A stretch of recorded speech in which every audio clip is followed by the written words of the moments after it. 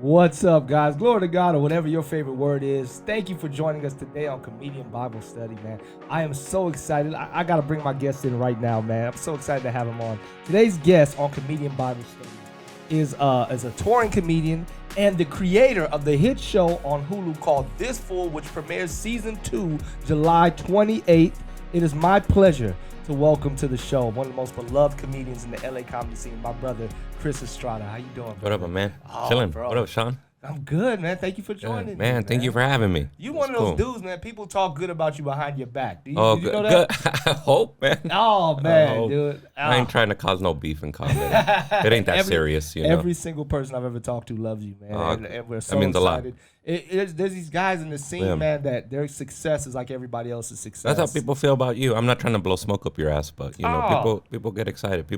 Nobody says a bad thing about Sean. Dang, man. Well, thank you, bro. I mean, I occasionally do, but nobody else that I know. Man. Yeah, Thank people you. tell me, Somebody don't say that about Sean. And I go, don't tell me what to say. Right. Don't you tell my brother what to say, man. I need balance out here. I need somebody putting out some rumors.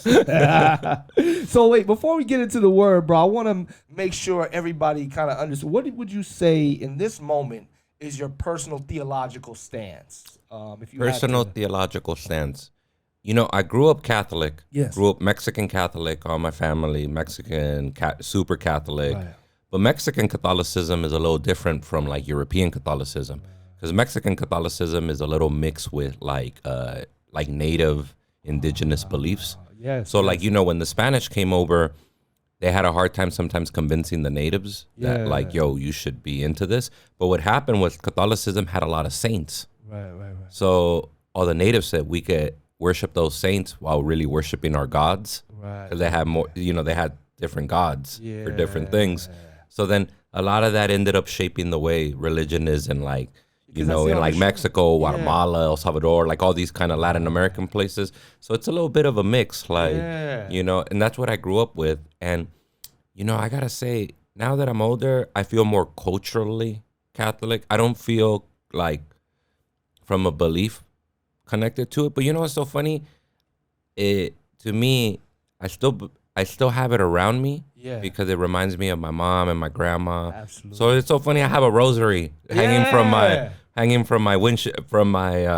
rear view mirror. Yeah. Got a Virgin Mary in there. Got all that stuff. Yeah. And it more than I believe it gives me comfort. Yes. It just kind of reminds me of family. Absolutely. So cultural ties. yeah, it's kind of cultural ties, kind of meaningful in a family way, but I don't know that I believe as much as I used to. Okay. No, dude, thank you, man. Thank you for sharing that. And like, I'm gonna get into it more in the show too, but like even on the show This Fool, where you see like burning sage. All that. And like how grandma tried to get the spirits out with the egg. Yep. Yeah. Yep. Like I didn't know if that was Catholicism, if that was more of a thing, but it's a little bit of both. It's a little bit of both. Yep. Oh, okay. A little bit of both. That's what we're here to do, learn, man. So, and I thank you for picking today's word. Today's word comes to us from 1 Timothy chapter 6, 9 through 11. Those who, and we start at 9. Those who want to get rich fall into temptation. This is from the NIV, by the way, New International Version. Those who want to get rich fall into temptation and a trap, and into many foolish and harmful desires that plunge people into ruin and destruction. 10. For the love of money is a root of all kinds of evil. Some people, eager for money, have wandered from the faith and pierced themselves with many griefs. 11. But you, man of God, flee from all of this and pursue righteousness, godliness, faith, love, endurance, and gentleness. A little background on this word is it's the first of 2 epistles that Paul would write to his mentee and future church leader Timothy, who lived in Ephesus, which is in Rome. He was addressing particular issues related to behaviors of the church community in Ephesus, which range from possibly inciting slave rebellions, how to address elders, behaviors of church folks, and using godliness as a means to get rich, which is the area of the letter we're in with this word. Chris, why did you pick this passage of scripture today? I'm trying to live that foolish life. Yeah. I'm trying to get paid. I'm trying to I want to live foolish desires. I tried being righteous before. And my whole life when I was righteous, I was broke. Yeah. Oh, man. That was, you know what's crazy? I'm going to skip to that quick because that was one of my questions, man, because I did that really rung true to me about you, just that kindness and gentleness. Yeah. Has that served you in the comedy industry up to this point in your career, or do you feel like that's hindered you being such a nice guy? No, you know what? I feel like it's probably, I don't know what it does, because I think nice only takes you so far. Yeah. You know what I mean? But I think, I've always tried to treat comedy and like, I always go, man, we're all co-workers in this. Yeah. Like, and also, I don't think comedy is that serious. Like, I think we should be like, it's almost a crime what we're doing. That we get, the fact that we get paid to do this. It's like the dumbest thing you could do with your life, but we're doing it, Absolutely. So I always think like, I mean, I have my grudges and I have my little like, man, this dude stinks or, whatever. But, man, I'm not trying to put that energy out there. I mean, privately with my boys, I'll chop it up a little bit like that, but, and I'm also, sometimes I get down on myself, but I try not to project that into others. I also lived a life before I started stand-up. I started stand-up when I was 28. Wow. And I'm 38 now. Yeah. So, like, I had a good adult life where I really went through dark shit and I was real negative. Right. And that did me no good, So, but when I got into stand-up, I was like I had already gone through all that bad shit in my life. Yeah. That I was always like, all right, this is cool. This is not that hard, It's like, don't make it that difficult. Like, just be cool, Cool, but, I mean, I think it's probably helped. I think, it helps. I think sometimes, I will say righteousness, sometimes, I used to think people who preach righteousness are people who can afford to be righteous. Do you know what I mean? Right. Like, sometimes you can be righteous once you have money.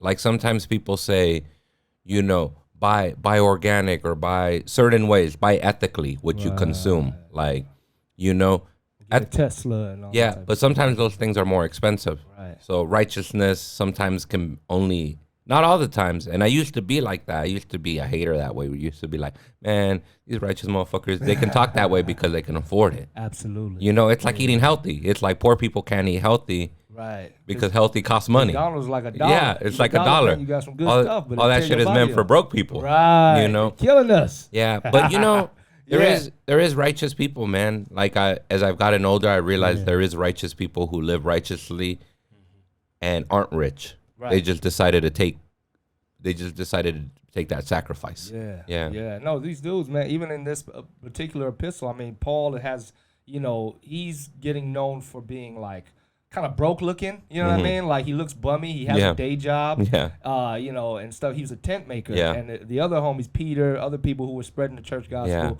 took a little bit more, care with how they looked and stuff like that. So that stuff was going on then, man. Even, they had beefs and they had, it's a lot similar. It's very similar to me and to the way the comedy landscape can be. You're preaching a message and, we kind of have the same goal to make, bring joy to the world. Yeah. But look, there's 41,000 worldwide denominations of the Christian faith. 41,000 of just the Christian faith? Of just the Christian. That's not including Judaism, which is the Old Testament the Old Testament of the Bible. And Muslims also use many of the books of the Bible, including the New and Old Testament, as a part of it. And they have different sects. So, man, crazy stuff. But, I want to bring it into you in particular, man. Many places in the Bible, let me get your idea about this. Yeah. Promote prosperity, right? Many places in the Bible promote prosperity. In some areas condemn greed. I think we already kind of know. But where do you stand on money? Can a person have too much money? What do you think? Where do you stand, and where do you think God might stand if there is a God? I think the way I grew up Catholic, so there was some acknowledgement of Jesus Christ. Right. Like Mexican Catholic people, they kind of look to like the Virgen de Guadalupe, which is the Virgin Mary, but the Mexican version of it. And people look to that. But we acknowledge Christ. Do you know how she might differ than the Virgin? The story is crazy. So the story is kind of what took me away from Catholicism in a belief way. So basically, when Europeans went to conquer Latin America and Mexico, they were sometimes having a hard time converting the indigenous, the natives, the Indians, the Aztecs, the Mayans, all these native groups, right? So there's this story of this dude named Diego. He was a Nahuatl Indian, like an Aztec, right? and this story takes place in the 1500s, and apparently he was sent on a trip to kind of gather some fruit or flowers or something for some priests. On his way back, the Virgin Mary appeared to him, the mother of Christ, but she appeared to him as a native woman and spoke to him in a native language and said to him, I'm the mother of the Mexican people. And like, you embrace us, you know? So he went and he told this priest, and that really helped spread the word to get all these people to believe, all these natives to believe in Catholicism. Yeah. The crazy thing is, it's really, there's no proof that this ever happened. And it could just be a made up story to convert these people who didn't want to be converted. So what's really funny is if you go to Mexico City, the garb that he was wearing like an indigenous kind of garb. Yeah. He had all those flowers. When he dropped these flowers, her image appeared on this thing. On his clothes. Yeah. That piece of garb, that clothes, is in the basilica, this like holy church in Mexico City. Yeah. But it's 75 feet in the air, so you can't really inspect it. Kind of like, okay, you got to squint and like, okay, that look like Virgin Mary. Yeah. So it's kind of so that's the difference. Right. That's the difference. But you know, I grew up with acknowledging kind of Jesus and like, you know, Catholics like Christians, Jesus peace, the cross, the rosary. Right. So, you know, I always think of Jesus, if he was a real dude, or the way you read about him in like the New Testament, he seems like a pretty righteous guy. Right. You know, who says like money creates greed, or he seems to be a guy more based in community than he is in like monetary value. Right. You know? And if we specifically, like he says, the love of money, I think people think that God hates money or that but he creates value in you so that you can get money. I think that's where comedians, when you, like yourself, when you take something like a bunch of maybe 40 pages and you turn it into a hit show, you know, like, so it was valueless at the top of it, but then you created value through your ideas. We have such an unlimited potential to make money because you can take, you know, very normal things like a piece of paper or a bunch, and then create wealth for a lot of other people, casting people. I think that's important. What you brought up is the love of money. Because, you know, to me, like, money it's the first time in my life that I've had some, and it's kind of a scary thing. Yeah. You know, like, if you grow up broke, you don't know what to do with it. You aren't taught these things, you know. And luckily, I'm not a dude that cares that much about, like, I got to buy a new whip or these kind of things. But I do see how, like, it can be evil.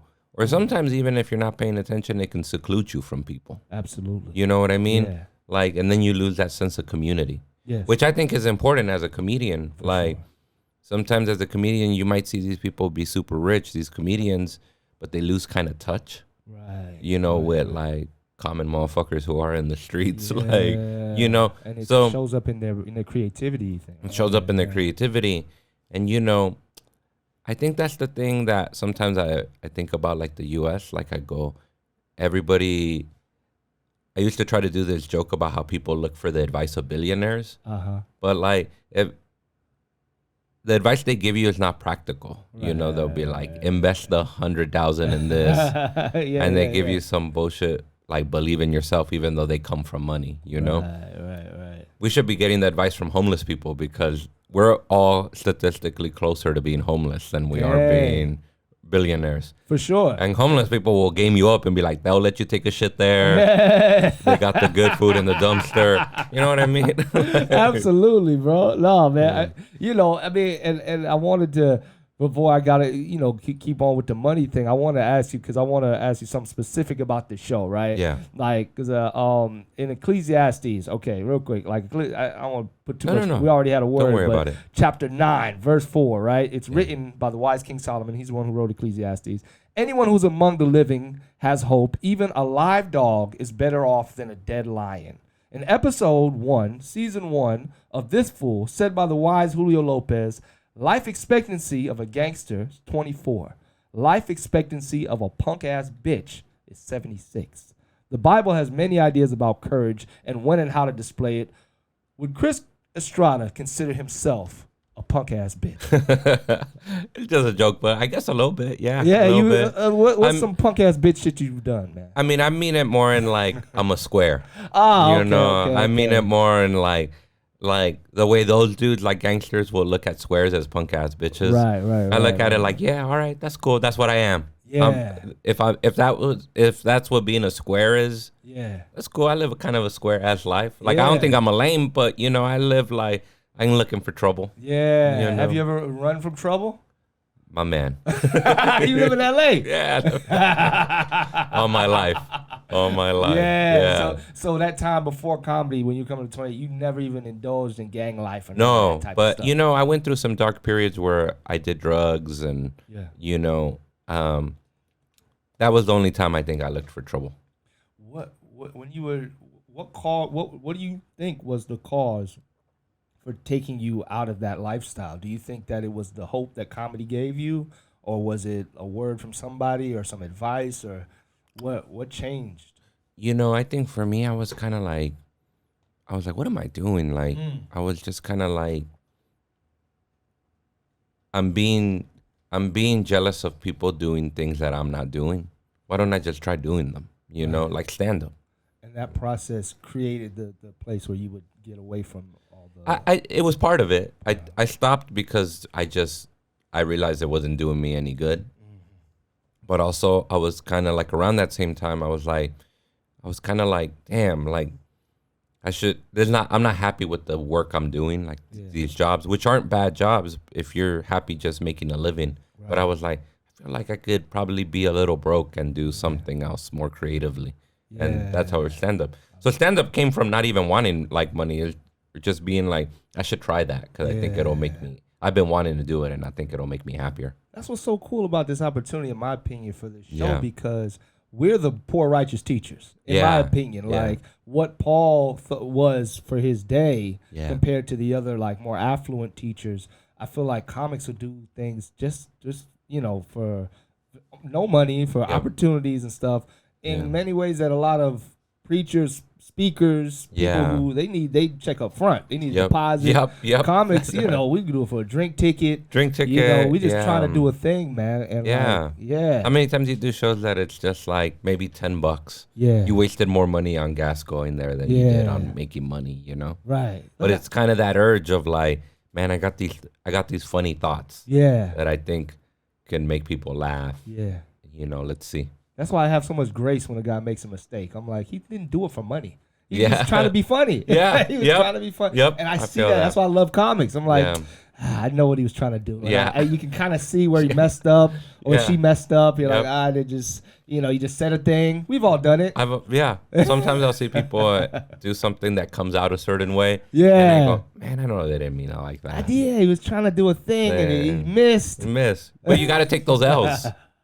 Yeah. Paul didn't know. He got his ass whooped sometimes. Yeah, Paul took L's, places. I'm sure. Oh, yeah. He was bombing all over Lystra. They threw his ass out of place. Even Jesus got his ass whooped. Yeah. Of course he did. In his hometown. He threw him out headlong, the Bible says. That means head first. Down a mountain. They gave him the Jazzy Jeff. Yeah. And he said, and he just dusted himself off. He said, you can't get, he had a very dope quote. He said, you can't get famous where you're from. Damn. Basically, people won't appreciate you where you're from. He had to go out. And then they welcomed him back once he was like, that makes sense. So I was like, hey, I feel that.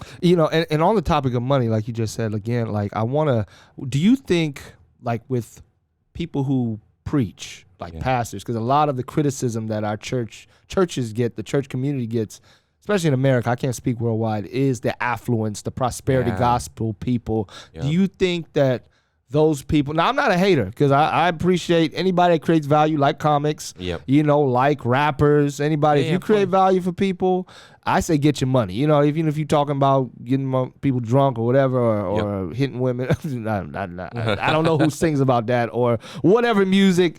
I don't maybe listen to that stuff, but I can appreciate people getting their money for whatever people find value in. Do you think there should be a limit on what people who use the word of God make income-wise?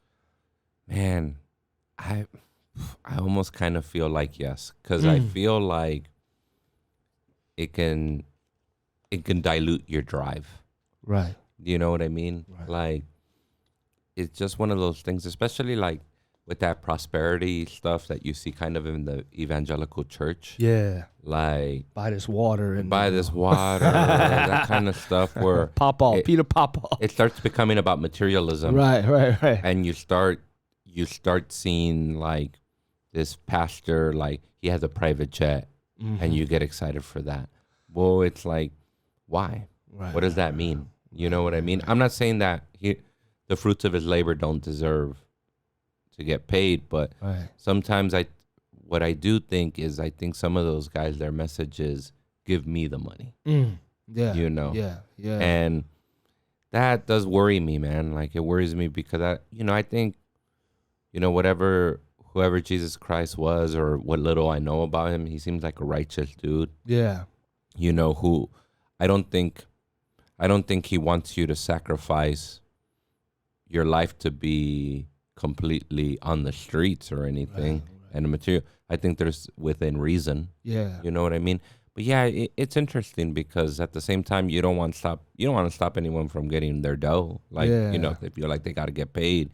But sometimes when I see those dudes, I go, this feels like this has been driven by money, not driven by by gospel or the word or whatever it is, you know. The drive, I can always kind of tell when it feels more about the money than the message, and that feels a little creepy to me. And it's icky because they have access to an audience that is vulnerable. Like our audience comes to a show, they've paid, they're in a certain position to maybe laugh at whatever, and we're not taking anything from them past the ticket price, right? Well, and sometimes the people who need the religion the most are broke people, right? Are poor people, the working class. They need hope. Some of your, like, you think of fighters like boxers, and you love boxing, some of these dudes, like boxers, are some of the most religious people, not just because they need to believe in themselves and give their their fight journey meaning. Right. A lot of those dudes come from like working class poor families. Absolutely. Yeah, so it's like sometimes I think to myself, like I always laugh anytime I see a religious rich person, I go, what are you religious for? You don't need this. What you hoping for? More money? Right. You know what I mean? Yeah. Right. But when I see broke people, I get it. Yeah. Like I think about how my family grew up. My family, they grew up working class, broke. Nobody had fancy jobs or anything. Like, and I always think, like, I get it. They needed it. You need that hope to kind of keep you going. It's crazy. As you say that, it reminds me of a conversation I had with my grandma where she died 95, very religious woman, and I think I asked her something about like why do billionaires, like why do they have all that money, or why do they have it? And she said something similar to what you're saying, was they need it, right? Yeah. And I was like, it almost just says as if to put her in a position, like she's like, I don't need it, because I think what happens with people in that position, they eventually realize this. That's why you see suicide rates. And you're like, rest in peace to like a guy like Robin Williams and a lot of the homies that we've lost. But I look at a guy like, you got so much going on. Yeah. You got so much going on. They need to self-medicate, or they need to, they hurt themselves, or shoot themselves, hang themselves. And you're like, well, what were they missing? Yeah, what was it that they were missing that these older people or these poor people seem to have a grasp on, that they can have joy? Yeah. What are they connected to? Yeah, what are they connected to? That the money has maybe disconnected this other person from. And it doesn't mean their lives aren't tough, because they're tough, You mean the billionaire? No, the poor people. Right. It just means maybe they find meaning in other things. Maybe a thing that's more, I don't know if it's more valuable or what, but Oh, it's interesting. Like, but anytime I see a rich like a religious person, I'm just like, man, come on, you don't need this. You don't need this hope. What you hoping for? Right, more money? Right. Yeah, man. Shoot, man. Dang, that's so interesting. I mean, I don't know that many rich people, so I guess. And as you getting richer, man, you'll have a better window to that than me. But sometimes but it's hard, man, because sometimes also religion's tough that way too, because it could just keep you hoping for a better tomorrow. Right. And sometimes hoping, hoping and wishing is wishing, and it's not doing, or like, I mean, not to get into it, but like, like the communism, like people who preach communism, especially in like Latin America, those people said they look at like Catholicism as a problem. They go, it's kept us broke. Because all we do is keep wishing for a better life. You said Catholicism has kept the communist people broke? No, like communists sometimes in Latin America, they'll say this religion thing, because communist people aren't religious. They're not. They believe, like, there's this famous saying that's been said all the time, that religion is the opiate of the masses. It's like a drug. It just keeps you like, sedentary. Yep. That's exactly what some of them believe. Right. Some of them believe that like all religion does is keep you hoping, hoping that things will get better. You hope that one day this rich guy will be generous enough to pay you more. Right. Things like this, or that the rich will one day be more fair. Yeah. So it's weird, man. What's really crazy too, like with the idea of grace that Jesus preaches. He had a prosperity gospel, but he was kind of, I guess you could look at some of his stuff as communistic in the sense that the idea that there is no more grace, or like he told a parable about these people working in a winery, and there's some people that were working early in the morning, and they agreed to a certain amount of money, which was to represent righteousness or being in heaven, right? And then some people came later in the day, worked less amount of time, and got the same pay. And they were like, well, that's not fair. I've been here all day. Why did I not get the more pay, or why did they get? He was like, you agreed. You follow me, you get everlasting life. It doesn't matter the stage of life that you come to me. They get the same amount of everlasting life, right? Is the idea. Like, that once the sacrifice is made for all, God loved the world, therefore he gave his one begotten son. So that's the idea, that everybody gets the same thing. You get holiness, righteousness, or you get this opportunity. And, some people are like, nah, but even with Catholicism, it's like there's levels to this, is the idea. We can't get past the idea that there should be levels or some sort of like caste system. Where things should be fair, but I don't know, it's interesting. Like, so sometimes I think you can be too religious, where it's like you run to it.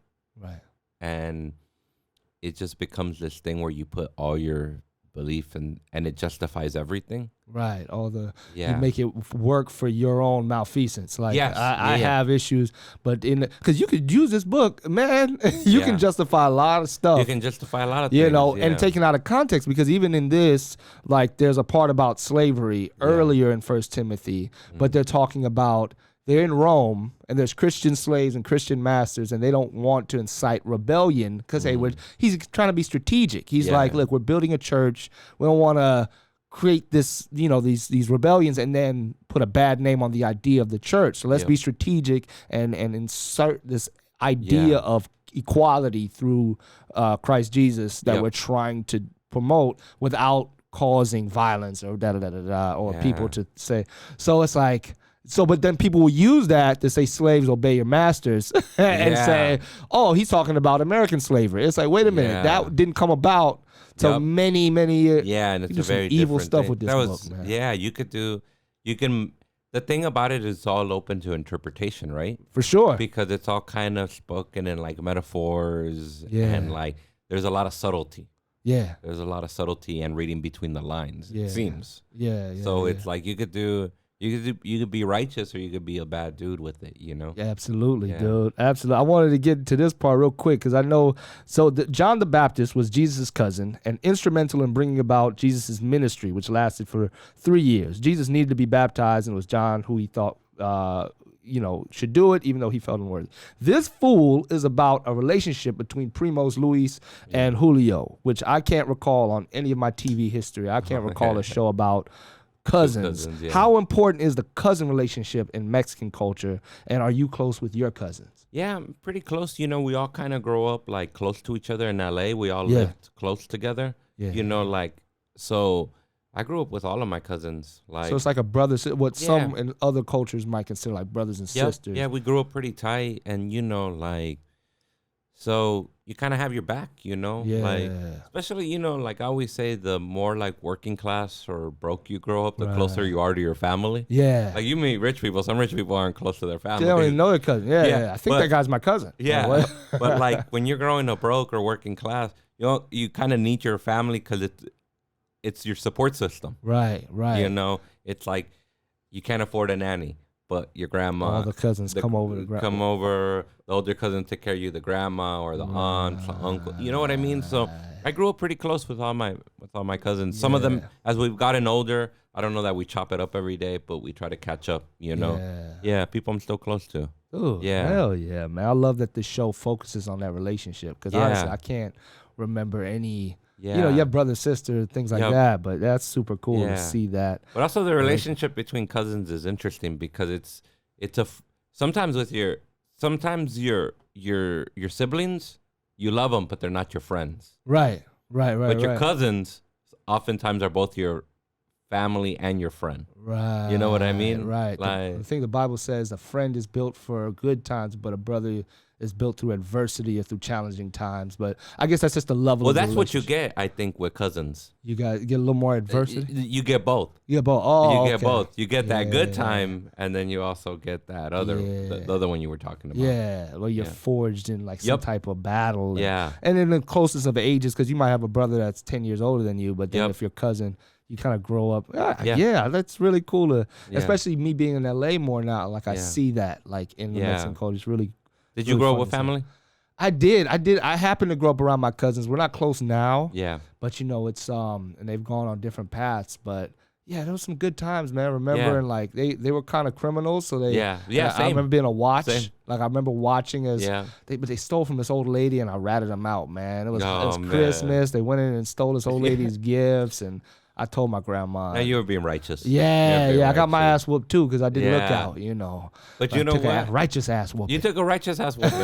You took a righteous ass whooping because, you know what? I feel like had they stole from someone else who was probably like them, I wouldn't say anything. Right. But I'm like, come on, how are you going to steal from an old lady? An old lady. She was in there too, man. She couldn't see. And I said, that feels so... I feel like that's why, to me, there's got to be something that, even in the Bible, you have people that didn't have a Bible, right? Yeah. But in fact, nobody in the Bible had a Bible. Abraham, that's right. He just had it. So there's some sort of intelligence that comes. You might not call it God or something. I don't know. Do you believe that we get some sort of idea of justice from a higher source? I think there's a collective consciousness of what is universally good and bad.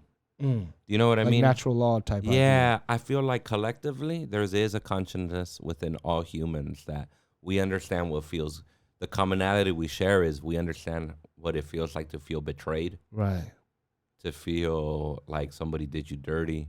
You know what I mean? Yeah. Like, without being able to find a legality. Without able to find it, it's somehow there's a collective consciousness throughout all faiths, genders, and race. You know what it feels like. You know what I mean? Like the same way that we all understand pain when we get hit. There's something deeper inside of us. I feel that we all just understand. We have some understanding of morality. You know what I mean? Like that comes from a source that we. Yeah, that comes from a source, man. Whether that source is people want to call it God or the universe or they want to call it Jesus or Allah or whatever, you know, like there's just something there. I don't know what it is anymore. I don't know that it's one certain thing, but I just think it's like, I do think it's just a collectively, maybe it's a higher being, maybe it's the universe, you know, but there is something that we all feel that a lot of us can agree that feels wrong and this is right. Absolutely, man.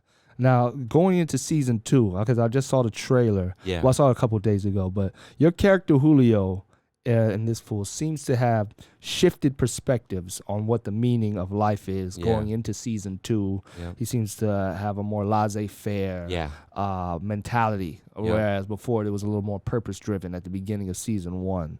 The Bible can provide many interpretations on the meaning of life or what we're here to do, but what do you think we're here to do? What do you think the meaning of life is? That's pretty deep. Sorry, it's deep. No, I didn't but prepare you for that at all. I think about it a lot. Because I often think about like what the meaning of art is. I think about like what the meaning of even what we do is like comedy. Because I don't think comedy is important, but I do think like there is value to making people laugh. Absolutely. Or like, or you know, like so, or there is value in laughing and being distracted from whatever the pain you're going through might be. You know, you have people probably tell you like, man, I've been going through something, but you really made me laugh today. Yeah. I think there's value in that. That feels so good. Yeah. I don't think it changes. I don't think comedy changes the world, but I think it individually you can help somebody maybe forget whatever they're going through. Absolutely. You know, it's a part of a work. Yeah. Thing. But man, with the meaning of life, dude, it's so crazy. I guess you can boil it down to the basicness of like, truly, I think there's this singer I really like, and he always says, he always used to say, without people, you're nothing. And I'm pretty, sometimes I can be kind of a loner, or sometimes I can be a little like, I just want to stay in. But I do understand that like being amongst people and having a sense of community is important. You know, without people, you're nothing, you know? You kind of need to, there is a purpose to breaking bread with people, to like chopping it up and, you know what I mean? Showing some sense of like kindness or like, you know, I think there's a lot to, I don't know. I think it can be in like anything from helping, you know, I think it's probably learning how to accept love and give love. Probably, I think is that, you know, a little bit like learning how to be like, all right, like, and love can be not on a personal level, but on the, I don't know you, but you are a human being like I am. And we're sharing this and we're alive together at the same time, experiencing the same thing. And isn't that amazing? Oh, man, that's beautiful, man. Yeah, man. That's beautiful. Yeah, no, dude, I love that. And, you know, and I think people use the word God to encompass a lot of that because people say God is love and this and that. And so, yeah, man, I think that finding that and what you're doing, man, like the way that you went through the trenches and found your purpose. And I think that, in my opinion, people find their purpose. You know, some people might think it is to get rich or it is to, but it can't be that. At least in my opinion, I don't think God put anybody here to get rich. Yeah, I don't think I think He put you here to add value to people. Like you said, it might be as simple as a joke, you know, but not taking it too serious because some people, they clean up good, you know, or whatever. They're just really good at that, but it's service. And and even Jesus said one of the things He did toward the end of His ministry, He washed all His disciples' feet. Which was really the job of somebody, you know, who not a Messiah or like a king or whatever they were considering him. But it's like, this is how you serve my flock. This is how you get down, and this is leadership. Humbling in my yourself. kingdom. This is what, and those principles have helped me in any kind of leadership aspect that I've been in. What would you say? Because you're kind of, well, I'm not sure the dynamic. I know you created the show and stuff like that. Or do you have like would you say like, how's your leadership? Is that an aspect of the show, or did you just kind of come as an actor? You know, I wrote the show. I created the show with 3 other dudes. This dude named Matt Ingebretson, Jake Weissman, and Pat Bishop. They used to have a show on Comedy Central called Corporate. And what I learned about those dudes is, and you know, those dudes aren't necessarily religious. Like, you know, 2 of the dudes grew up Catholic, 1 dude grew up Jewish. But like the one thing they taught me was, they go, don't be an asshole. Nobody wants to work with an asshole. The whole point of this is to have a good time. Once we're not having a good time because of an asshole, he goes, we can have a bad time because it's hard work. But we can't have a bad time because of someone's attitude or behavior. It just adds a whole nother. That adds a whole other level. So I think the way we filmed the show, the way we would write the show with other writers and stuff was, don't be an asshole. You can feel it too. You can feel the good energy. You can feel like, even it's so exciting to see Jamar. I'd love to have Jamar on here at some point. But like other guys as a part of who are part of the comedy scene in LA, and just see the camaraderie. And in actors, I might not know them, but they seem like they're having a good time. And I think a lot of that is just trying to build that atmosphere. It was like, oh, you know, treat people with respect. Even if you can't be joyous. Like one time, one of the directors, he's my buddy, his name's Pat, he told me, he goes, you know, I don't always have the time to talk to everyone, because I'm directing. Right. And he goes, but what I can do of service is I can do the best of my ability so we can get out in 12 hours. Right. And he said, and I can get people home to their families. Yeah. Because a standard day is 12 hours, but some people will be on production sets for like 16, 17 hours. These directors that take a long time, or people might be assholes or whatever. He says, my goal is to I'm gonna try to work as efficiently as possible. Yes. So I may not always have time to smile and chop it up with you, but I'm just gonna work really hard on getting us out in exactly 12 hours, so you could go home and kick it with your family. Dude. Do what you got to do. To me, that's the ultimate, like, respect. I think that's beautiful. That respect to me, I think, is really important. Yeah, time is all we have, dude. We don't know how much of it we have. Time is not money. In my opinion, time, because you wouldn't give up your time for any amount of money. If I gave you $1 million right now and told you got to die tonight, you wouldn't do it. No, I wouldn't do it. Right. Yeah. So it's like, dude, time is, that respect for that resource, man, is amazing. Like, and people have this misconception that love is always, or that expression of respect and service is just being smiley or nice, but there's other ways to express it. And some people don't express it that way because that's not in them, but it doesn't mean they're a bad person. It just means like maybe they're a little more quiet or a little more introspective. But I really respected that dude when he said that. Like, I may not have time to chop it up with everyone and smile at everyone, but I'll never be rude. But I'm gonna be so focused on my job. And the goal is to get us out of here. I love on it, time. Man. I love it, dude. Yeah. That's so dope, man. Now, we did touch on it at the beginning. Before we get into the trivia, I do want to do some trivia with you real quick and see who's going to get this Bible belt, right? Yeah. But I believe you're still on the rise with all your current success right now. And you kind of touched on it at the beginning, but I want a number right now, bro. How much money do you believe you will have at the height of your career? Or is that not a function of your approach to it? Is it not a number, or do you? To tell you the truth, it's not a number. It's not a number at all. Yeah, it's not a number. Money stresses me out.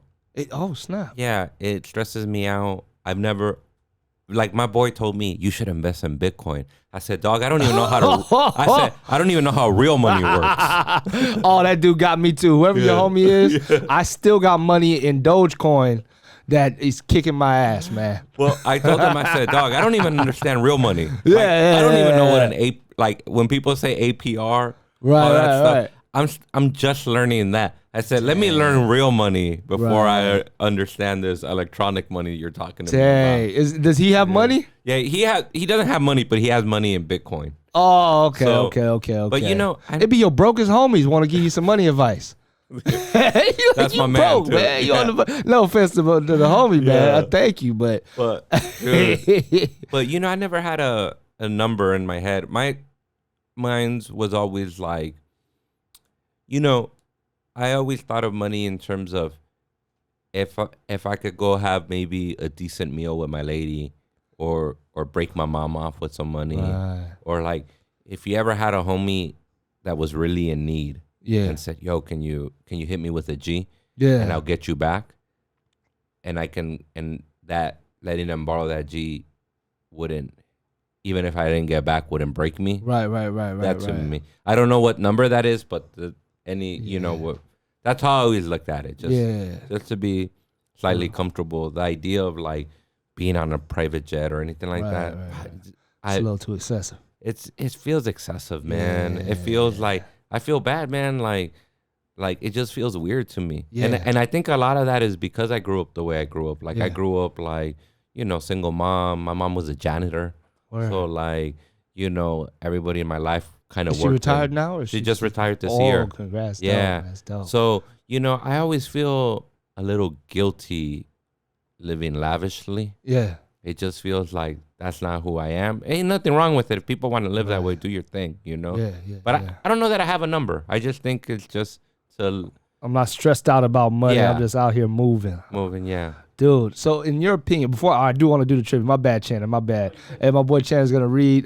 Shout out to the producer of the show, Channing. Shout out Channing. Yeah. Thank you, guys. Thank you so much. Take your time. Yes, sir. Godliness is next to timeliness. That's right. Look at you reading your Bible, man. Go ahead, Channing. But look, man, I wanted to ask you, on the scale of miracles, real quick, just like, not that it's very important, like we were saying, comedy's not that important. It's not very important to sell a show, but on the scale of probability, where would you put the idea of selling a television show in that scale of is it a miracle to do something like that, or like how was that process for you? Is it just super easy for you? Or? No, I think it's both a miracle and hard work. Yeah. Like I think if you put yourself in a place to do that kind of stuff, you're a lot closer to doing it. Right. You know what I mean? Like if I thought when I wasn't doing comedy I would sell a show, I would go, that's a miracle, because I'm not even doing anything related to this business. Right. You know what I mean? Right. But I think if you put yourself in a place where you go, all right, I'm doing comedy. All right, people are starting to get to know me.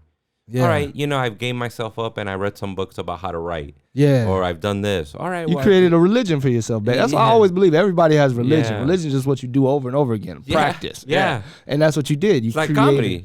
Comedy is that. You over and over, you go up every night or how many times. So I don't know that it's a miracle, but I do think it's both a miracle and a little bit of, it's both winning the lottery and buying tickets. Because you can't win the lottery if you don't buy tickets. You can't win if you ain't in. Yeah, you can't win if you ain't in. That's exactly it. So the only way I was able to do it is because I was in it. I believed in myself enough to be in it. Put yourself in the game. And then you get the half-court shot. And do, you can't do it unless you get in the game. Yeah, unless you get in the game. That's beautiful. So you can't win the lottery if you ain't buying tickets. Right. Oh, my God, dude. I love that, man. Well, look, man, get in the game if you really want to be in it, man. I think, this brother right here has worked so hard for success.